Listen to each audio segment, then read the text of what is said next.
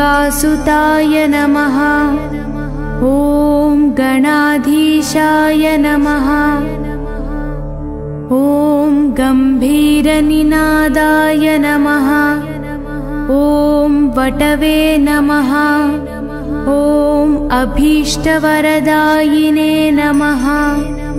ॐ ज्योतिषे नमः। ॐ भक्तनिधये नमः। ॐ भावगम्याय नमः। ॐ मङ्गलप्रदाय नमः। ॐ अव्वक्ताय नमः। ॐ अप्राकृतपराक्रमाय नमः। ॐ सत्यधर्मिणे नमः। ॐ सखये नमः। ॐ सरसाम्बुनिधये नमः। ॐ महेशाय नमः। ॐ दिव्यांगाय नमः। ॐ मणिकिङ्किणीमेखालाय नमः। ॐ समस्तदेवतामूर्तये नमः। ॐ सहिष्णवे नमः। ॐ सततोत्थिताय नमः। ॐ विघातकारिणे नमः। ॐ विश्वदृशे नमः। ॐ विश्वरक्षाकृते नमः। ॐ कल्याणगुरवे नमः। ॐ उन्मत्तवेषाय नमः। ॐ अपराजिते नमः। ॐ समस्तजगदाधाराय नमः। ॐ सर्वैश्वर्यप्रदाय नमः। ॐ आक्रान्तच्चिदचित्पभवे नमः। ॐ श्रीविघ्नेश्वराय नमः।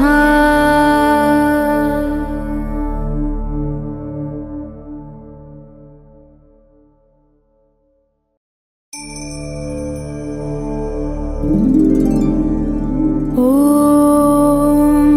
गजाननाय नमः। ॐ गणाध्यक्षाय नमः। ॐ विघ्नराजाय नमः। ॐ विनायकाय नमः। ॐ द्वैमातुराय नमः। ॐ द्विमुखाय नमः। ॐ प्रमुखाय नमः। ॐ सुमुखाय नमः। ॐ कृतिने नमः। ॐ सुप्रदीप्ताय नमः। ॐ सुकनिधये नमः। ॐ सुराध्यक्षाय नमः। ॐ सुरारिघ्नाय नमः। ॐ महागणपतये नमः। ॐ मान्याय नमः। ॐ महाकालाय नमः। ॐ महाबलाय नमः। ॐ हेरम्बाय नमः। ॐ लम्बजठाराय नमः। ॐ ह्रस्वग्रीवाय नमः। ॐ महोदराय नमः। ॐ मदोत्कटाय नमः। ॐ महावीराय नमः। ॐ मन्त्रिणे नमः। ॐ मङ्गलस्वराय नमः। ॐ प्रमदाय नमः। ॐ प्रथमाय नमः। ॐ प्राज्ञाय नमः। ॐ विघ्नकर्ते नमः। ॐ विघ्नहन्त्रे नमः। ॐ विश्वनेत्रे नमः। ॐ विराट्पतये नमः।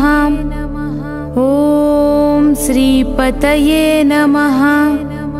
ॐ वाक्पतये नमः।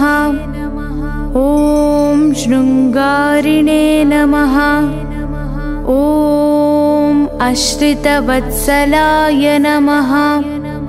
ॐ शिवप्रियाय नमः। ॐ शीघ्रकारिणे नमः। ॐ शाश्वताय नमः। ॐ बलाय नमः। ॐ बलोत्तीताय नमः। ॐ भवात्मजाय नमः। ॐ पुराणपुरुषाय नमः।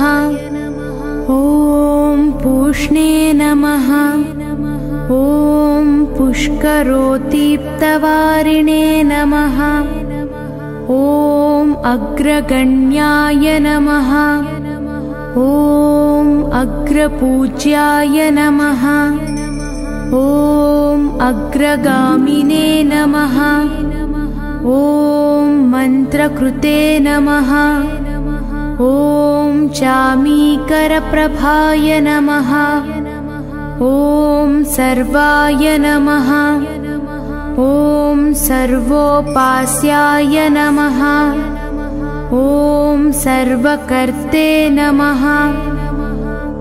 ॐ सर्वनेत्रे नमः। ॐ सर्वसिद्धिप्रदाय नमः। ॐ सर्वसिद्धये नमः। ॐ पञ्चहस्ताय नमः। ॐ पार्वतीनन्दनाय नमः। ॐ प्रभवे नमः। ॐ कुमारगुरवे नमः। ॐ अक्षोभ्याय नमः।